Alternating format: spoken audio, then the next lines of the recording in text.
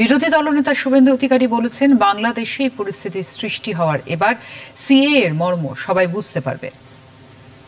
2019 সালে যশস্বী প্রধানমন্ত্রী নরেন্দ্র মোদীজির সরকার সিএএ আনে। 2024 সালে সিএএ 6 মার্চ কার্যকর হয়। আজকে কত দূরদৃষ্টি নিয়ে ভারত সরকার সেদিন বানিয়েছিল যে হিন্দু, শিখ, খ্রিস্টান, জৈন, পার্সি, বুদ্ধিস্ট যারা আফগানিস্তান, পাকিস্তান, বাংলাদেশ থেকে ধর্মীয় উৎপীড়নের কারণে দেশ ত্যাগ করতে বাধ্য হবে, তাদেরকে সিএএর আওতায় ভারত তাদেরকে যথাযথ আইনি সুরক্ষা দেবে।